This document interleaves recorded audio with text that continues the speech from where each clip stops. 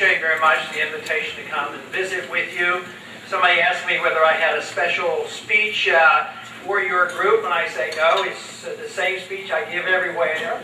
And I'm delighted that so many of you have been interested in the campaign, because it's merely standing up for our Constitution, and we stand up for our Constitution. It protects all Americans.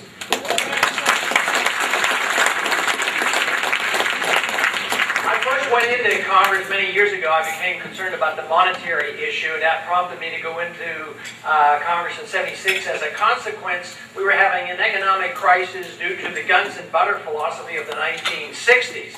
I served 5 years in the military in the 1960s. I was drafted during the Cuban crisis, so it was at the height of the Cold War at that time.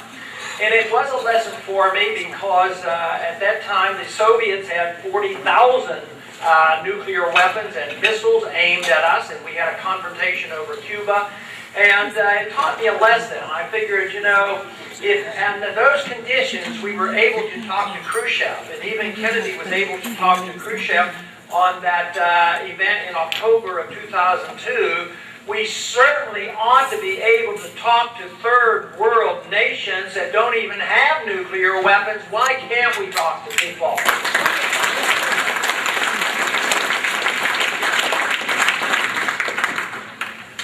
But after serving Congress for 8 years, I did go back to my medical practice, and I got interested again, talking about the finances, but also much more so in these later years about dealing with foreign policy. But it turns out that foreign policy and excessive spending in order to maintain an empire has financial consequences. If you study economic history and the history of empires that come and go, empires that overextend themselves eventually go bankrupt. And they destroy their currency. So think of what we're doing to ourselves today. We have a debt increase, an obligation to our kids of over $500 billion every single year.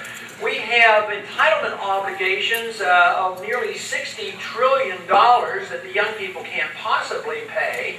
And we have a system today that has engendered our occupying now, or at least being in, over 130 countries. We have 700 bases around the world, and we're going broke. And how does this reflect on us? Well, right now, what's happening to our dollar? Our dollar is going down because we can't pay for it. So it's an unwise monetary policy. I've always been a believer in sound money and the Constitution, which means that we should never allow our government to print money out of thin air. When governments can create inflation and create money out of thin air, what it does, it leads to governments doing things they should be doing. Fighting wars that they shouldn't fight, and getting involved in the welfare system that they shouldn't be involved in. And this has certainly been the case. And today, with this overextension, we now face serious problems. We face the problem of how are we going to maintain what we're trying to do overseas? How are we ever going to get our budget under control?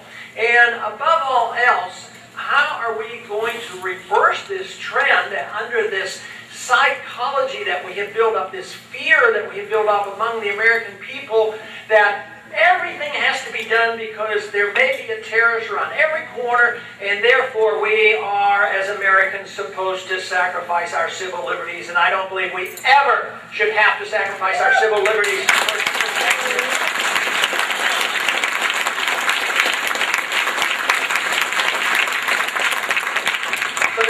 Now it is said that we have a perpetual war going on, and that is what is so scary. In the past, during wartime, we have violated civil liberties, whether it was World War I or World War II, but generally they were reversed to some degree.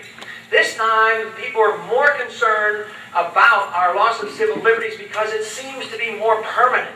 The changes, this attitude that we have allowed our government to accept, the change in attitude about habeas corpus. This is horrible, to think that an American citizen can be hauled into court, declared a potential enemy combatant, and never have due process in court, reversing not only our 200 years of history, but essentially 800 years of history where it took so long to develop this principle of habeas corpus. That we have to reverse.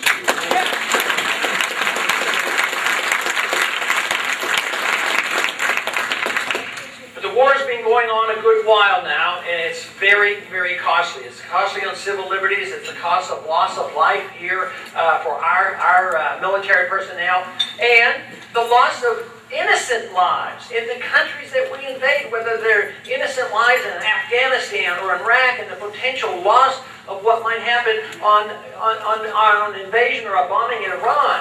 And the same thing's going on with Iran now, exactly what was going on prior to Iraq. I think the war machine, the war propaganda is in full mode right now to condition everybody to be ready because the bombs may drop soon. I think that's one of the reasons why oil right now is $92 a barrel, because there is this anticipation, and behind the scenes there's a lot of talk about this. The conditioning of the American people is equivalent to the conditioning that happened 6 or 8 months before the invasion of Iraq occurred. But for us to be so fearful and so intimidated from a country, whether it's Iraq or Iran, that they might attack us? I mean, how are they going to attack us even if they had a nuclear weapon? How or why would they attack us? This whole thought that all of a sudden Iran is the Hitler of the day, that we have to orient ourselves and do everything in attacking this country, and that is not for me to defend that country or their leadership. There's a lot of bad people over there. But my concern is making sure that we don't have bad policy in this country. That's our responsibility.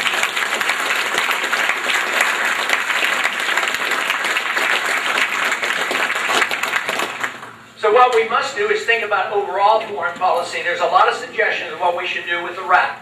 A lot of tinkering, move the troops here, move the troops there, cut the troops here, or add some troops here. My position is quite different.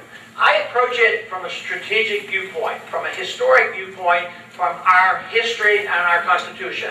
And that means that the advice of the Founding Fathers, I believe, was absolutely correct. And that is, don't get involved in the internal affairs of foreign nations. Mind our own business.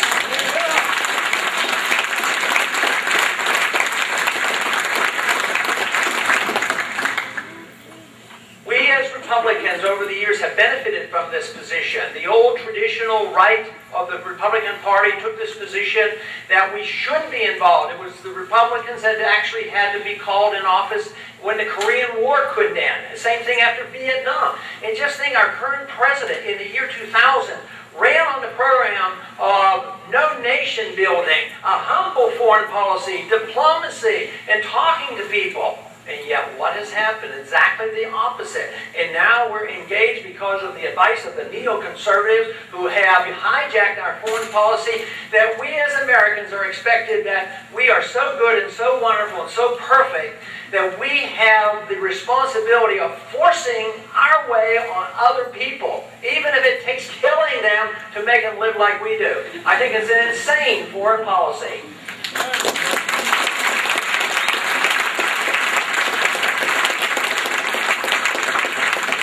If we had a non-interventionist foreign policy, well, to begin with, we would bring our troops home. All of them.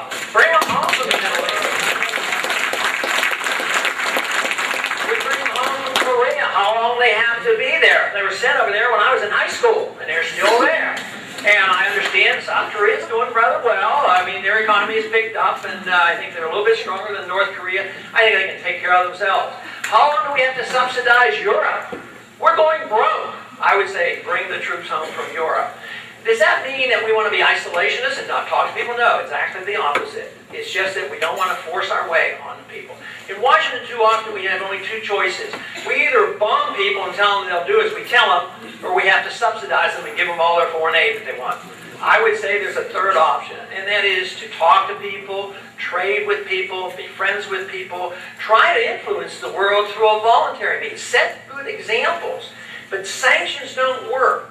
Yesterday I was interviewed and I was quoted as saying, and I believe it, sanctions are an act of war. When you place sanctions on a country, I mean, did the sanctions really help Americans or help the Iraqis after 10 years of sanctions on the Iraqi citizens, where children would die because of the denial of food and drugs? No, that's no way to do it. We should be trading with people. We should be trading with Cuba. I mean, this is a much better approach than, say,